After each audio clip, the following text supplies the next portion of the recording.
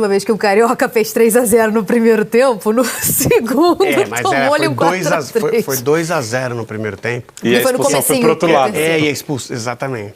E a mesma uma expulsão semelhante, hein? Que é teve essa comparação. Que é para os torcedores perceberem que, bom, primeiro que o lance, os dois lances eram para expulsão. Tá, chegamos a essa conclusão que os dois lances eram para expulsão. Então, só que então tinha essas diferenças e tinha uma outra diferença também. O psicológico do Flamengo, com o Tite no comando, Adenor, é mais forte. Vamos ver então primeiro como é que foi esse jogo no Maracanã. Um Flamengo soberano, com uma noite de um Pedro inspiradíssimo e de um Arrascaeta. Vamos ver.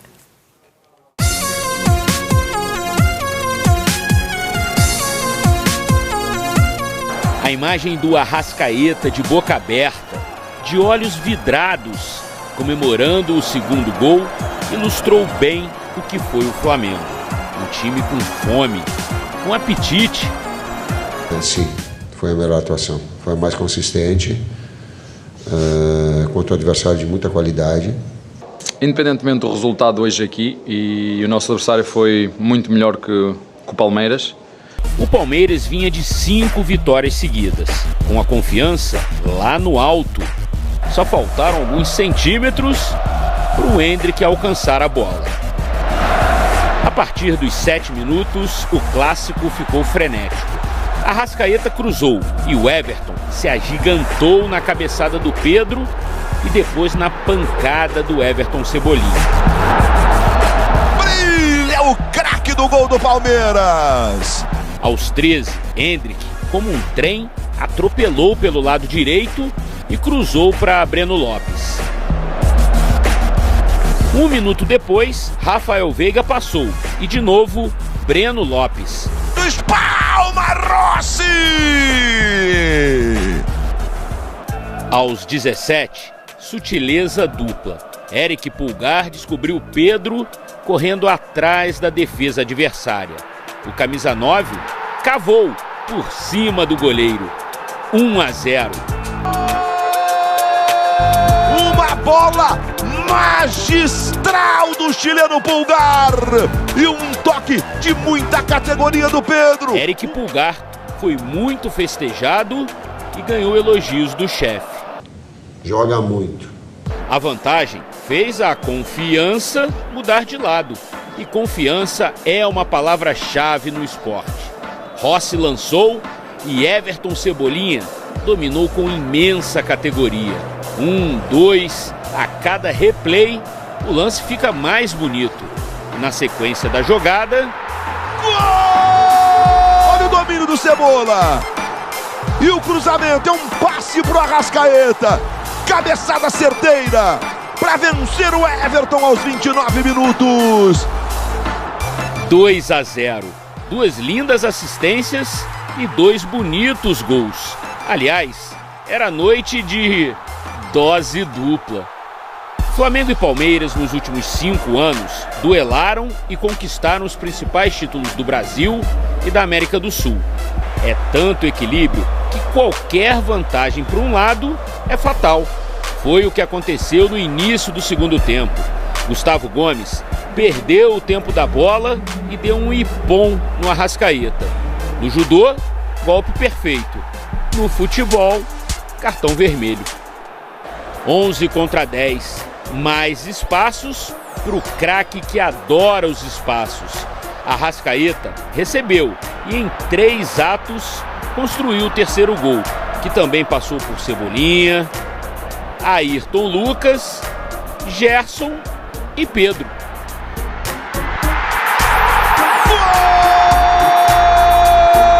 Um gol coletivo, um gol trabalhado.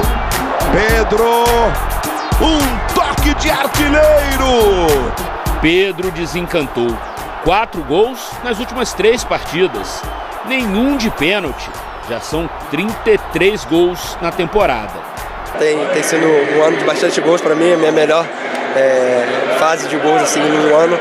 Então eu espero cada vez tá marcando, tá ajudando, mas principalmente coletivamente tá contribuindo para a equipe. 3-0, 3 pontos, conta fechada. foi o 6º jogo do Tite à frente do Flamengo. Apenas o 2º aqui no Maracanã. E poucas vezes esse ano o estádio foi tão vibrante como essa noite contra o Palmeiras. E com mais um grande público, 64.590 torcedores. Obrigado para a torcida, muito obrigado. O carinho com que ela trouxe e o atleta precisa, porque às vezes não é a hora que ele acerta. Ele precisa do carinho na hora que ele erra. Num jogo de mais acertos do que erros, o som da arquibancada foi um canto em forma de profecia ou sonho. Ainda é possível?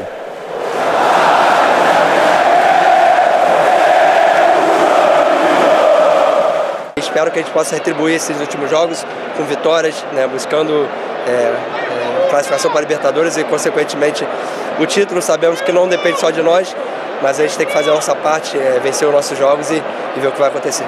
Restam mais 6 jogos, 4 no Maracanã. Por enquanto, é ganhar, fazer contas e se divertir com os amigos.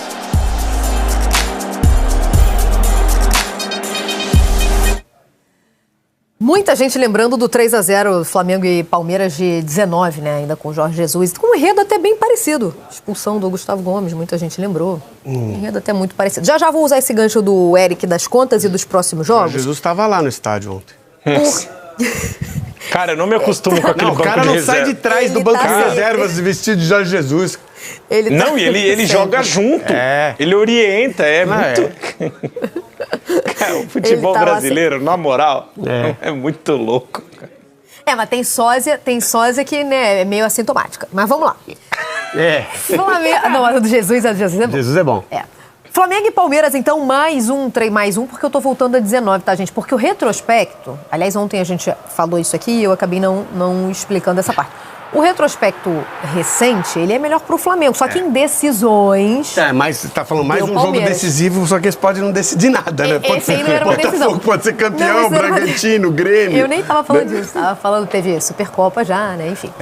E aí as decisões mais recentes eram mais favoráveis, os resultados ao Palmeiras.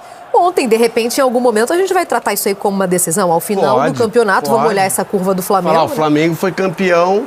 Na arrancada ali. Em cima do Palmeiras. Quando arrancou em cima do Palmeiras. Assim como a gente falou, pode falar, o Grêmio foi campeão quando ganhou, o Bragantino foi campeão quando ganhou do Flamengo. O Botafogo recuperou a confiança contra o Grêmio em São Januário. Pode acontecer. O Botafogo, acho que a história seria diferente. Pode acontecer. Mas, enfim, ontem nós vimos um Flamengo... Primeiro eu queria... perguntar para o pessoal que falou que o Tite é retranqueiro, se um time de um técnico retranqueiro faz um jogo como esse, tá? Não me olha não, que eu nunca falei isso aí. Não, eu vou complementá-lo, Fredo, a sua pergunta. Sei que não. Será que um técnico retranqueiro consegue fazer com que o Palmeiras não tenha espaço para jogar e mesmo assim ocupe completamente o campo defensivo do adversário?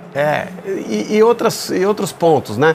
Magicamente, o Everton Cebolinha fez sua melhor partida pelo Flamengo ontem. É mágica. Sai do nada assim, o futebol do Everton Cebolinha. Vamos lembrar que existia. Aliás, já foi até tema aqui, né? O Luiz lembrou disso quando falou do Veiga e da relação que tinha com o Fernando Diniz. Pode ser que na seleção ele faça com que eu mude de opinião. Hoje, olhando para clubes, eu vejo o Alan Patrick à frente dele. Mas sei que há uma relação que é capaz de mudar a performance do jogador. E o Cebolinha com o Tite é mais um exemplo. A relação do técnico que conhece o jogador, aproveita o jogador nas suas melhores características, dá confiança pro jogador, o cara joga. Porque o cara sabe jogar. Especialmente se botar ele na posição ali direitinho, ajuda tanto, mas ajuda tanto. E incentivá-lo a fazer as jogadas que ele sabe fazer. Isso aí. Não adianta também, você coloca na posição e fala assim, olha, eu quero que você vá pro fundo. Não, tem que cortar para dentro para fazer o cruzamento, cortar para dentro para chutar, né? Tem que orientar a fazer a jogada certa, pedir a jogada certa, posicionar da maneira certa. O Pedro também, crescendo. O Pedro foi à Copa do Mundo com o Tite. Ontem todo mundo no Flamengo jogou muito bem. Pra mim teve um que foi o melhor, assim. Pulgar. Mas assim, todo mundo jogando bem. É que eu também vou de Pulgar, mas me peguei hoje de manhã, antes da gente entrar no ar, fazendo essa reflexão. Será que... quando a gente fala, o Arrascaeta apresentando aquele futebol, a gente já está acostumado a ver isso no Arrascaeta. O Pedro aproveitando toda a bola que fica ali, a gente já está acostumado. O Pulgar vinha crescendo na avaliação, O começo do ano do Pulgar é para você olhar e falar assim, Flamengo errou. Esse jogador não joga no Flamengo. Esse é o começo do ano do Pulgar. Tá? Esse é o começo do ano do Pulgar. Eric Pulgar chega ao final da temporada como titular. Entre linhas no espaço. Titular indiscutível do meio-campo. Titular indiscutível do meio-campo. Em cima disso que você falou de Pedro e Arrascaeta, de você já esperar, porque são jogadores que têm um nível técnico muito elevado, acho que no cálculo final, os gols que eles marcam acabam dando mais destaque também.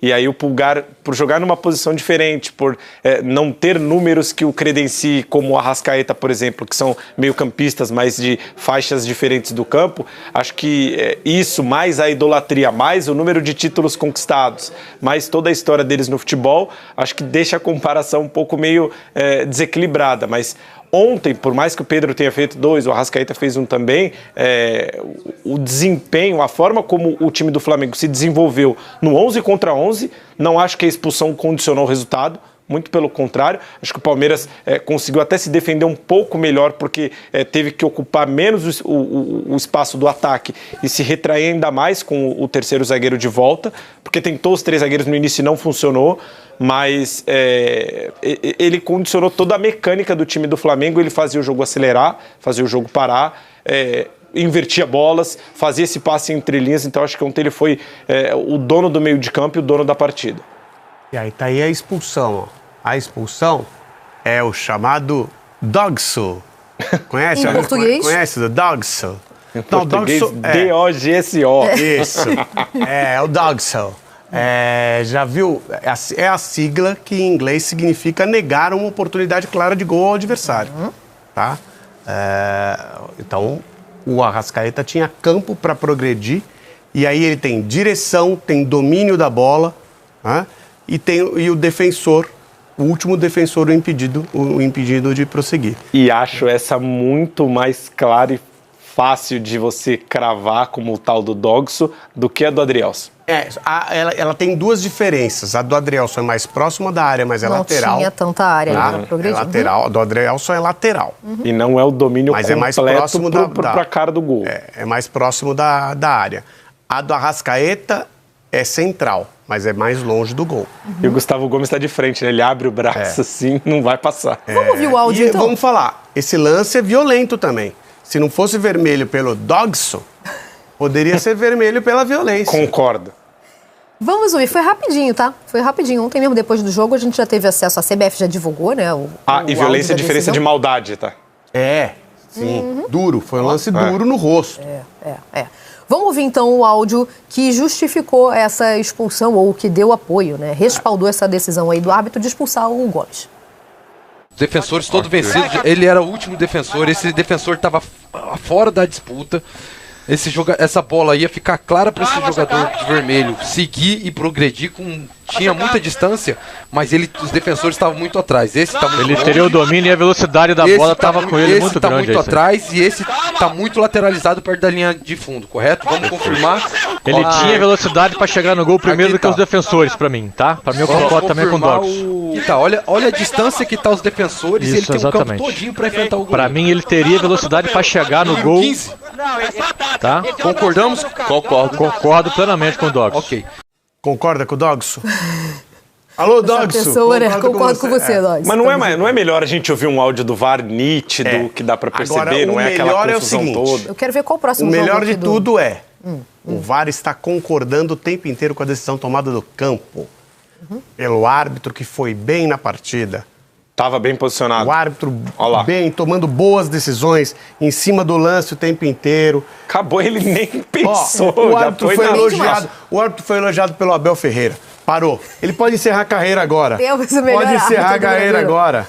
Não, mas foi bem demais mesmo. E de repente, até por isso, soltaram tão rápido esse áudio aí, né? Porque o Rodrigo Gomes pede desculpa. Rodrigo José Pereira de Lima, hein? Sim. Foi bem demais ontem.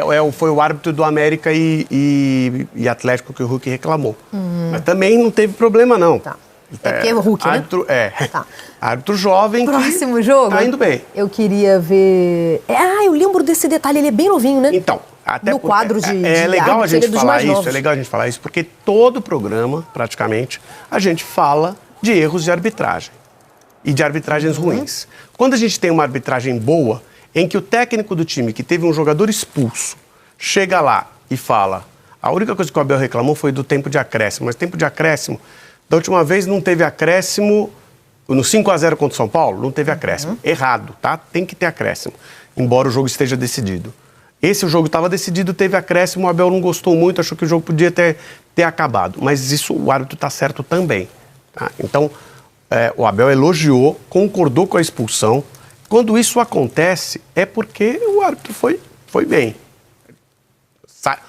O time que perdeu por 3-0, teve um jogador expulso, não teve nada e que habitualmente reclama da arbitragem, não teve nada para reclamar da arbitragem. 36 anos, tá? Eu queria achar que a idade do Rodrigo José Pereira de Lima, o árbitro de ontem, 36 anos. Eu lembrei porque nesse jogo do Atlético com o América, isso foi destacado, que dentro do quadro, né, ele é dos mais jovens. E foi muito bem ontem.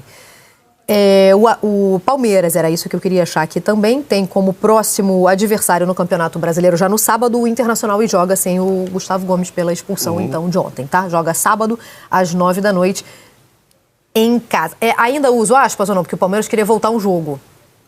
Essa partida... Não sei, tá marcado pra... Tem que confirmar agora, porque inicialmente era Barueri. Barueri. Então, Barueri. Enquanto é Barueri. Palmeiras porque mandante. acho que na terça-feira tem show da Alanis Morissette no Allianz Parque. Eu não sei se o tempo de montagem, remontagem de estrutura do palco, eu acho que é Barueri sim, viu, Mari? Então, beleza. Olha, mandante, Alanis eu não sabia Morissette, que tinha Alanis, não. Não tem no Rio, Alanis Morissette? Não, é porque a gente Você gosta, Lofre? Red Hot Chili Peppers, gosto. Red Hot Chili Peppers eu gosto também. E Red Hot Chili Peppers é amanhã no Morumbi. Rebelde não. Rebelde eu não sou do Rebelde, não. Eu não sou nada rebelde, né? Não, imagina, eu que sou bobo. Vamos ouvir o Tite, que ele foi... Vamos lembrar que lá nas primeiras coletivas de chegada, o foco é Libertadores. Isso era o que ele falava para fora, né? Mas eu acho que para dentro o discurso era outro e a gente já está vendo os efeitos aí. Ontem ele foi perguntado de novo. Vamos ouvir. O objetivo inicial, sim, ele é de Libertadores direto.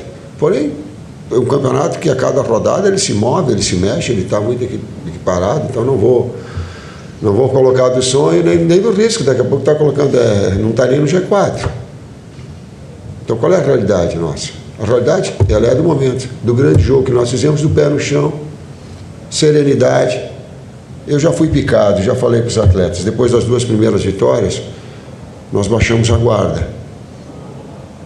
E nós aprendemos já. Nós, enquanto conjunto, a gente já aprendeu. Se no momento nós tivermos a uma partida, a uma pontuação, a gente fala, por enquanto ela é a realidade daquilo que nós nos propusemos. É o próximo jogo, é o próximo passo, é performance, é produzir bem, é vencer jogos e crescer. Aonde vai chegar, eu não sei.